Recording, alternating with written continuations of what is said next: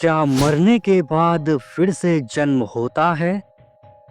क्या आपने कभी सोचा है कि मरने के बाद क्या होता है? क्या हम फिर से जन्म लेते हैं? क्या कोई व्यक्ति अपने पिछले जन्म की यादें रख सकता है? अगर हाँ, तो कैसे? आज हम बात करेंगे भारत के सबसे रहस्यमय पुनर्जन्म केस शांति देवी केस की। यह कहानी इतनी चौंकाने वाली थी कि खुद महात्मा गांधी ने इसकी जांच करवाई थी और इस केस ने दुनिया भर के वैज्ञानिकों को सोचने पर मजबूर कर दिया था। वीडियो को पूरा देखें क्योंकि अंत में हम एक ऐसा वैज्ञानिक विश्लेषण करेंगे जो आपको हैरान कर देगा। तो कहानी की शुरुआत होती है साल 1926 में, जब दिल्ली में एक लड़की जन्म लेती है, शांति देवी। बचपन से ही वो अजीब बातें करने लगी। वो अपने माता पिता से कहती कि ये मेरा घर नहीं है, मेरा असली घर मथुरा में है। मेरे पति का नाम केदारनाथ है और मेरे बेटे का नाम मुन्ना है। अब सोचिए, एक 4 साल की बच्ची इतनी डिटेल में ये बातें कैसे जान सकती थी। पहले तो माता पिता को लगा कि ये बस बचपन की बातें हैं, लेकिन जब शांति देवी ने अपने पिछले जन्म के घर, परिवार और घटनाओं को इतनी सटीकता से बताया कि जांच पड़ताल शुरू हो गई। शांति देवी की बातें इतनी सनसनीखेज हो गई कि महात्मा गांधी ने खुद इस केस की जांच करने के लिए एक टीम भेजी। शांति देवी को मथुरा ले जाया गया, जहां उसने अपने पिछले जन्म के पति केदारनाथ और बेटे को तुरंत पहचान लिया। उसने अपने पुराने घर का रास्ता बताया, घर में रखी चीजों के बारे में सही जानकारी दी और तो और उसने कुछ गुप्त बातें भी बताई जो सिर्फ उसके पिछले जन्म का परिवार ही जानता था। अब सोचिए, क्या ये सिर्फ एक इत्तेफाक था या सच में आत्मा पुनर्जन्म लेती है? अब सवाल उठता है, विज्ञान इस बारे में क्या कहता है? कुछ वैज्ञानिक इसे क्रिप्टोनमेसिया कहते हैं। जी हाँ, यानी दिमाग पुरानी यादों को नए तरीके से पेश करता है। लेकिन अगर ऐसा था तो शांति देवी ने वो बातें कैसे बताई जो सिर्फ उसके पिछले जन्म का परिवार ही जानता था? अमेरिकी साइंटिस्ट डॉक्टर लैन स्टीवनसन ने दुनिया भर में 3000 से ज़्यादा पुनर्जन्म मामलों की स्टडी की और पाया कि कई बच्चों को अपने पिछले जन्म की घटनाएं पूरी डिटेल में याद थी।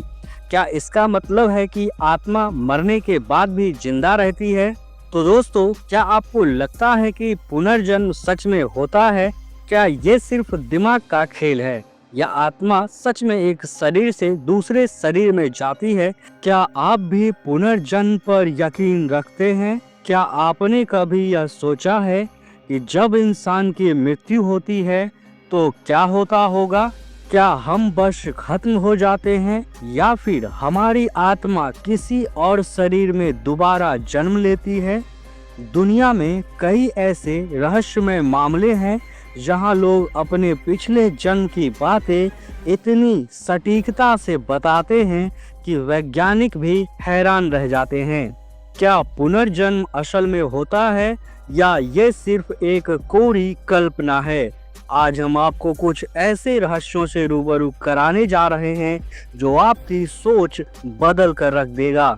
दोस्तों, इतिहास में वैसे तो बहुत सारे ऐसे मामले सामने आए हैं जिसमें पुनर्जन्म होने की दावा की जाती है। जैसे एक मामला एक बार सामने आया अमेरिका के एक छोटे बच्चे जेम्स लिंगर की, जो सिर्फ 2 साल का था, लेकिन वो बार बार एक ही बात दोहराता था, मैं एक प्लेन क्रैश में मरा था। जी हाँ, उसके माता पिता पहले इसे एक सामान्य सपना समझते थे, लेकिन जब जेम्स ने बताया कि वो यूएसएस नटोमा बे नाम की जहाज पर था और उसका प्लेन जापान के पास क्रैश हुआ था, तो परिवार चौंक गया। जब उसके पिता ने जांच की तो पाया कि जेम्स हेस्टन नाम के पायलट की 1945 में वही घटना हुई थी जो जेम्स बता रहा था। आखिर एक बच्चा जिसने कभी इतिहास नहीं पढ़ा वो इतनी सटीक जानकारी कैसे दे सकता है। इसी तरीके से भारत में भी एक पुनर्जन्म का मामला काफी सुर्खियां बटोरी, काफी विख्यात हुआ। भारत में सबसे प्रसिद्ध पुनर्जन्म के मामलों में से एक है शांति देवी का मामला। जी हाँ, जिसे वैज्ञानिकों और महात्मा गांधी ने भी गंभीरता से लिया।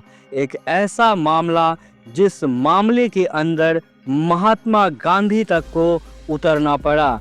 दिल्ली की रहने वाली शांति देवी जब सिर्फ 4 साल की थी तब उन्होंने अपने माता पिता से कहा कि उनका असली घर मथुरा में है और उनका असली नाम लुगदी देवी है।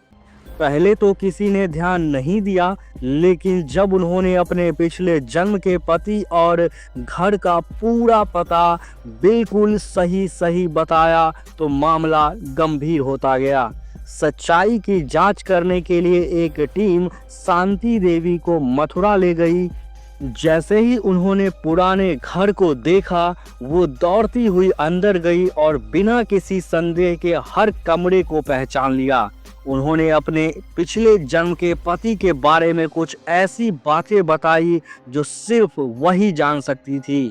महात्मा गांधी ने खुद इस केस पर एक कमेटी बनाई और वैज्ञानिकों ने भी इसे स्टडी किया। क्या ये पुनर्जन्म का सबूत था?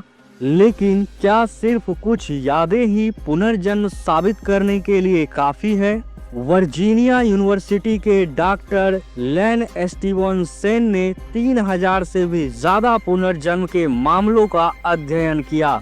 उन्होंने पाया कि कई बच्चों के शरीर पर वैसे ही जन्म के निशान होते हैं जैसे उनके पिछले जन्म में चोट लगी थी। कुछ वैज्ञानिक इसे महज मस्तिष्क का भ्रम मानते हैं, लेकिन कुछ शोधकर्ताओं इसे क्वांटम फिजिक्स और कॉन्शियस माइंड्स या कॉन्शियस से जोड़ते हैं। क्या हो अगर हमारी आत्मा असल में एक ऊर्जा है जो कभी नष्ट नहीं होती बल्कि सिर्फ शरीर बदलती है। लेकिन आपको बता दें कि शांति देवी और जेम्स ही अकेले ऐसे व्यक्ति नहीं थे जो पुनर्जन्म लेने का दावा कर रहे थे। रविशंकर केस, जी हाँ, उत्तर प्रदेश के रवि ने बचपन में अपने पिछले जन्म की मां को खोज निकाला। इसी तरह से एक मामला इजिप्ट में देखने को मिला, डोरथी एडी केस नाम का। डोरथी नाम की महिला ने खुद को प्राचीन मिस्र की पुजारिन बताया और उसने ऐसी जगहों को बताया जो इतिहासकारों को भी नहीं पता थी। इसी तरह से एक रसिया से जुड़ी केस सामने आई जिसका नाम कैंड्रा केस था। जी हाँ, रूस की एक लड़की ने अपने पिछले जन्म के पिता का नाम और उनकी पुरानी गाड़ी तक बता दी। क्या ये सभी मात्र संयोग है या वाकई पुनर्जन्म एक सच्चाई है? अगर पुनर्जन्म असली है तो इसका मतलब ये भी है कि हम अपनी गलतियों को सुधार सकते हैं, अपने कर्मों के अनुसार नई जिंदगी पा सकते हैं। कई धर्मों में पुनर्जन्म की मान्यता है। हिंदू धर्म, बौद्ध धर्म और जैन धर्म इसे कर्म और आत्मा की यात्रा से जोड़ते हैं। आखिरकार यह सवाल आज भी अनसुलझा है, मरने के बाद हमारी आत्मा का क्या होता है? तो दोस्तों, आप क्या सोचते हैं? क्या पुनर्जन्म असली है या सिर्फ एक दिमागी भ्रम? क्या आपको खुद कभी कोई अजीब अनुभव हुआ है?